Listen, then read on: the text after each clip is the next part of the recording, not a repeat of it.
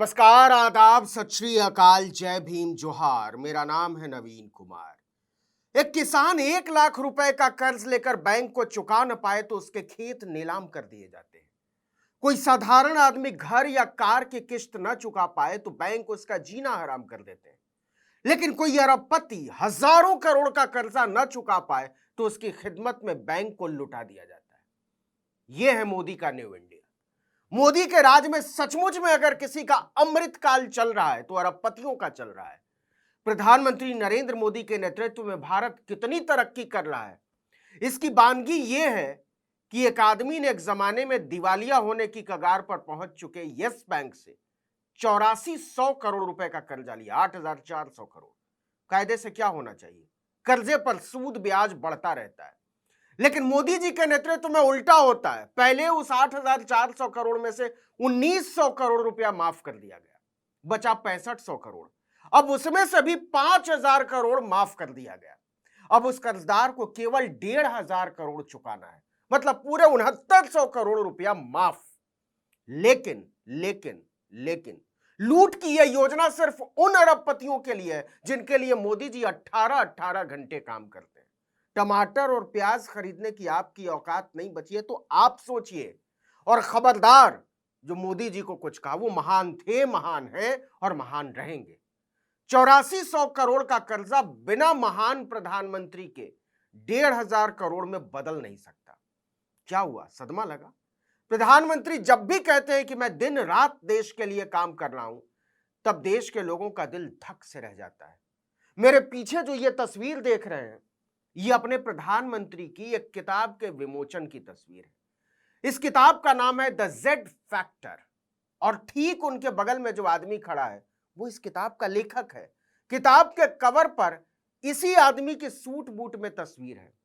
इस आदमी का नाम है सुभाष चंद्रा, जी मीडिया साम्राज्य के नियंता, एसएल ग्रुप के प्रमुख, तिहाड़ मार का आज तक का संपादक सुधीर चौधरी पहले इन्हीं सुभाष चंद्रा का मुलाजिम यानी कर्मचारी हुआ करता था। जानते ही होंगे आप। 2016 में भारतीय जनता पार्टी के समर्थन से माननीय सांसद बनने से पहले हुजूर जी मीडिया के डायरेक्टर और नॉन एग्जीक्यूटिव चेयरमैन भी हुआ करते थे। सुभाष चंद्रा अपने ही चैनलों पर एक बहुत ही राष्ट्रवादी शो किया करते थे जिसका नाम था डॉक्टर सुभाष चंद्रा शो।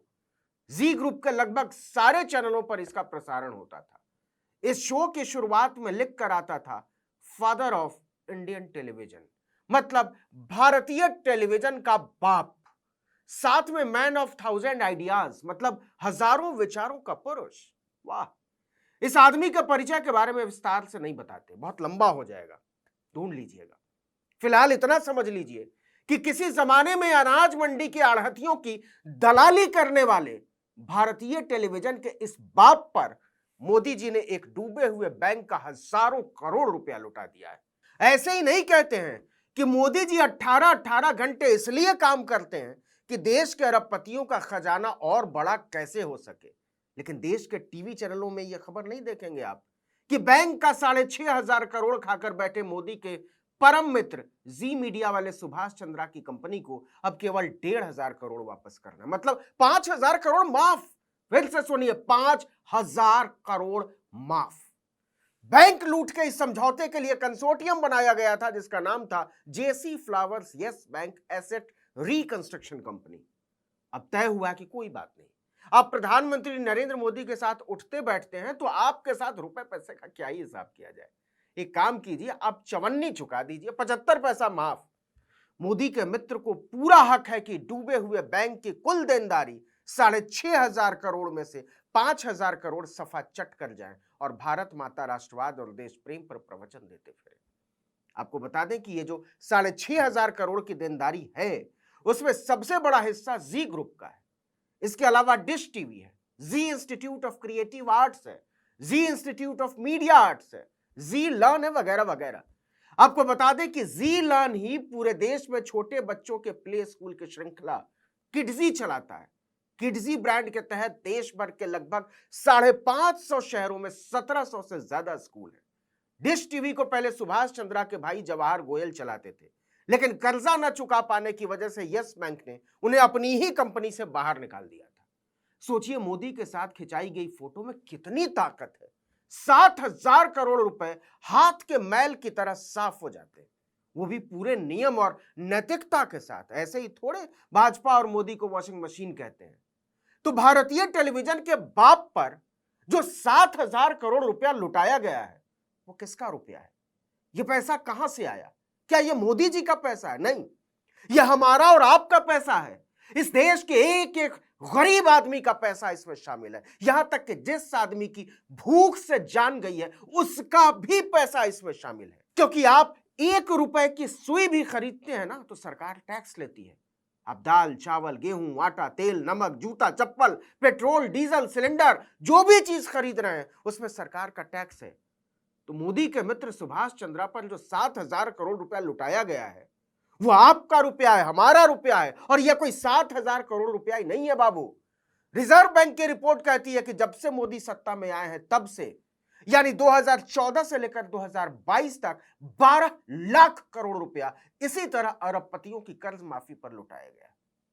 और जानते हैं बैंक वाले इसको क्या कहते हैं? Hair cut.